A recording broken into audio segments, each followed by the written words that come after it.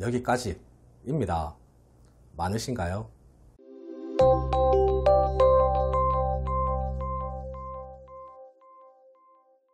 안녕하세요. 노태부 변호사입니다. 오늘은 개인회생 신청을 위해 저희 사무실에서 의뢰인분들에게 요청드리는 서류를 안내해 드리겠습니다.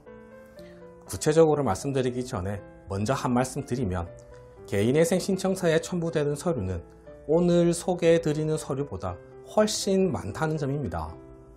오늘 소개해 드리는 서류는 저희가 의뢰인분들에게 요청드리는 서류고요. 공동인증서, 인감증명서를 가지고 저희가 자체적으로 발급받는 서류는 오늘 말씀드리지 않았습니다. 그래서 오늘 말씀드리는 서류만 신청서에 첨부된다고 생각하시면 안 된다는 겁니다. 오늘 영상에서는 의뢰인분께서 준비해 주셔야 하는 서류를 소개해 드리는 거고, 실제 신청서에는 더 많은 서류들이 첨부된다는 점 먼저 말씀드립니다. 차근차근 말씀드리겠습니다. 준비 서류는 크게 1차 서류와 2차 서류로 나누어서 안내를 해드립니다. 먼저 1차 서류부터 말씀드리겠습니다. 1차 서류의 특징은 동주민센터에서 모두 발급받을 수 있다는 겁니다. 주민등록 등본과 초본, 혼인관계증명서, 가족관계증명서 한 통씩입니다. 전부 주민등록번호 나오게 받으셔야 하고요. 초본은 과거 주소가 다 포함된 것으로 받으시고, 혼인관계증명서와 가족관계증명서는 상세로 발급받으셔야 합니다. 결혼하지 않으셨더라도 혼인관계증명서 발급받으셔서 보내주셔야 합니다. 다음으로 지방세 세목별 과세증명이라는 서류가 있습니다.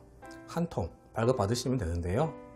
유의하셔야 하는 점은 반드시 전체 세목, 전국 관할, 최근 5년간의 서류를 발급받으셔야 합니다.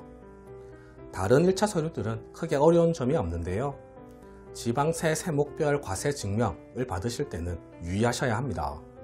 다시 말씀드리면 전체 세목, 전국 관할, 최근 5년간입니다. 그리고 이 서류는 주민센터에 직접 가셔서 발급받으셔야 합니다.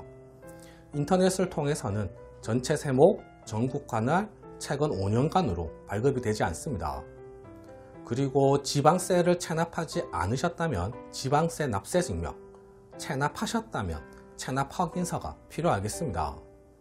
참고로 지방세 체납이 크지 않다면 먼저 갚으시고 체납 확인서 발급받아 주시면 되겠습니다.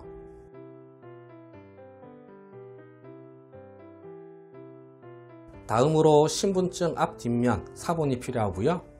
인감도장 보내주셔야 하고, 인감증명서도 보내주셔야 합니다. 인감증명서도 유의하셔야 할 점이 있습니다. 반드시 본인이 직접 동주민센터에 가셔서 발급받으셔야 합니다. 인터넷으로 발급받은 인감증명서는 사용할 수 없습니다. 또 간혹 본인 서명 사실 확인서를 보내시는 분도 있으신데요. 안 됩니다. 직접 주민센터에 가셔서 발급받은 인감증명서가 필요합니다. 인감증명서는 여러 장이 필요한데요. 채권자 수에 비례합니다. 채권자 수가 많으면 많이 보내주셔야 하고, 적으면 적게 보내주시면 되는데요. 정확한 수는 상담 후에 안내를 해드릴 겁니다. 그리고 공동인증서를 저에게 주셔야 합니다. 금융인증서 안됩니다. 은행 자체 인증서, 네이버, 카카오톡, 토스 인증서도 안되고요. 반드시 공동인증서, 과거에는 공인인증서라고 불렸던 인증서가 필요합니다. USB에 넣어서 주시거나 제 컴퓨터에 다운받을 수 있도록 해주시면 되는데요. 이 절차는 안내를 해드릴 겁니다. 다른 인증서가 아니고 공동인증서가 반드시 필요하다는 점 말씀드립니다. 이렇게 1차 서류 준비해서 보내주시면 저희는 부채증명원 발급에 들어가고요. 여러분들에게는 다시 2차 서류를 안내해 드립니다.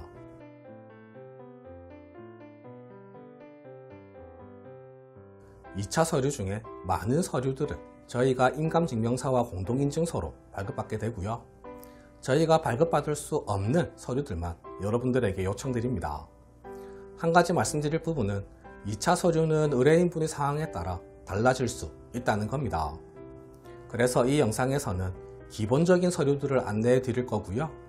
상황에 따라 추가 서류가 필요할 수 있다는 점 말씀드립니다. 첫 번째로는 전세 또는 월세이신 분들의 경우 임대차 계약서가 필요합니다. 또는 무상거주 하고 계시는 분들의 경우 무상거주 사실확인서가 필요하고요. 양식은 제가 보내드릴 겁니다. 그리고 전세대출이 있으신 분들의 경우는 질권설정계약서 또는 채권양도계약서가 필요합니다. 전세대출 받으신 은행에 가시면 발급받으실 수 있습니다. 다음으로는 채무가 없고 압류되지 않은 통장의 사본이 하나 필요합니다. 또 제가 안내해드리는 계좌의 최근 1년간 입출금 거래 내역서가 필요합니다. 1년 이내에 입출금이 있었던 계좌는 다 발급받으셔야 한다고 생각하시면 되겠습니다. 이 입출금 거래 내역서가 가장 양이 많고 복잡합니다. 방법은 크게 3가지가 있는데요. 인터넷 뱅킹에서 파일을 다운받아서 보내주시는 방법, 은행에 직접 방문해서 프린트로 발급받아서 보내주시는 방법, 은행에 전화해서 팩스 요청을 해서 팩스로 받는 방법이 있는데요.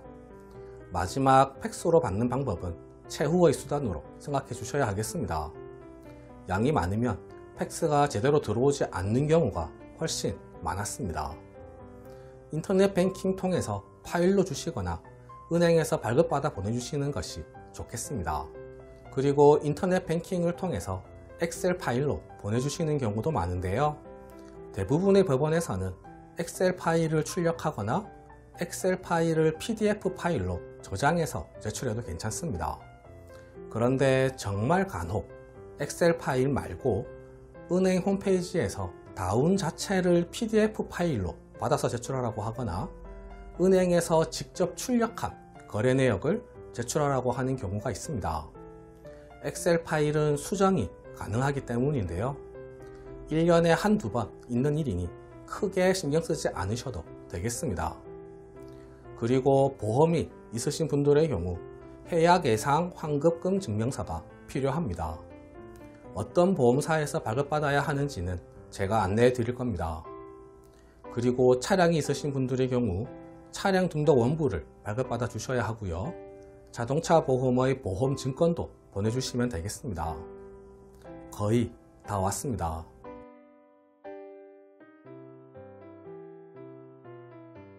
남은 건 소득 관련 자료인데요.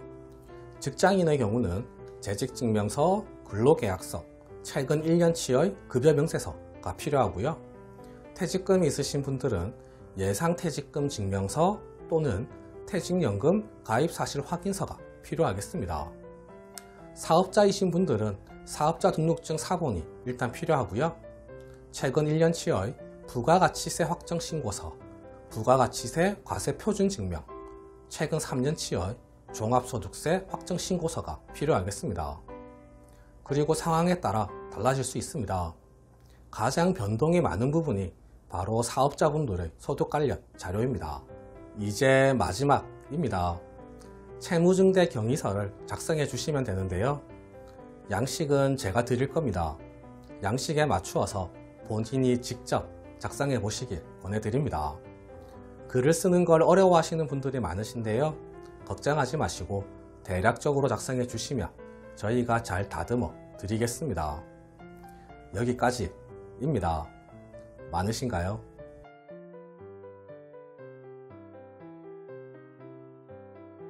사실 공동인증서로 발급받을 수 있는 서류들은 최대한 저희가 직접 발급받는 형태로 진행하고 있고요. 의뢰인 분들께는 최소한의 서류만 발급받으실 수 있도록 정리를 해드린 겁니다. 물론 제가 말씀드렸던 서류 중에도 공동인증서로 발급 가능한 서류들이 있는데요. 그렇더라도 의뢰인분에게 요청드리는 건 다 이유가 있어서입니다. 그러니 안내해드리는 서류 잘 발급받아 주시면 감사하겠습니다. 그리고 상황에 따라 추가 서류는 언제든지 요청드릴 수 있다는 점 다시 말씀드리고요. 어려운 점이 있으시면 언제든지 연락주세요. 네, 오늘 준비한 내용은 모두 말씀드렸습니다. 궁금하신 점이 있으시면 댓글에 남겨주시거나 전화주세요. 제가 직접 상담해 드리겠습니다. 이상 노태우 변호사였습니다. 감사합니다.